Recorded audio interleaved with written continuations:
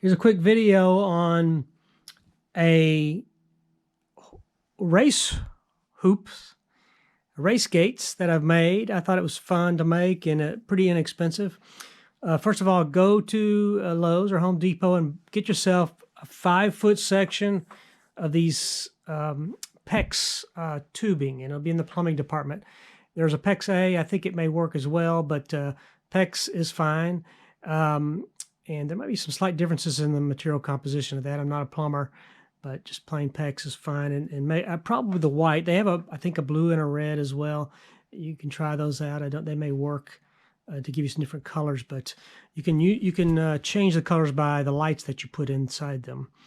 And then to join everything together is a T. Now, a nice thing is, make sure you get the PEX T to go with the PEX material. There's also a PEX A. Don't get that. It won't fit right. Or fit very, very tight. So the good thing is this 5-foot section is how they come, and you don't even have to cut it. So it's already about the right size for a whoop. And so that's pretty good. And the white is what you want. So also for the base, there's lots of solutions I've seen out there, and this is probably about the cheapest I've been able to do, and this seems to work just fine. I've got a piece of scrap wood I had out in the garage and just drilled a hole in it. Now, this is probably about as small as you're going to be able to get away with, and you may be able to get away with definitely if you have some bigger or better base, definitely do that. But this worked pretty good, and it was the simplest approach. And everything fits together really easily. The trickiest part, I think, is once you get these materials. So this is a regular piece of PVC. It's not the PEX. If you use the PEX, it's going to be too flexible and too bendy. You want this to be kind of stout and sturdy. So this is just regular PVC. Now, going into this thing is a light system that I got from At Home. It's a little Chinese import store, a huge Chinese import store anyway. And this takes the AA batteries, and anyway, you feed them into the tube, and the length is just about right where you can double it over once, and it feeds in just perfectly. It's a perfect length, and it was about $5. I think this is $2.30 for the PEX. A pack of these were, I think, about $5, and then the tubing was, I think, a couple bucks, and then the platform was free because I had it in my garage. But this is sort of what it looks like. And this thing does use, like I said, AA batteries. A lot of people would prefer to use like 1S. All I can say is that these batteries will last you longer. They will cost you more. But you can also get rechargeable AA's as well. I think they may only sell them in NiCads. But, you can get your typical chargers will charge those as well. But that may be a good way to go if you really want rechargeable. But I have seen people set it up for 1S, and I'm not going to talk about that because that's not what this is. But anyway, I want to show some video of what this looks like once you're going through it. With only mega silk and virtual mind to stand in his way, villains and superheroes.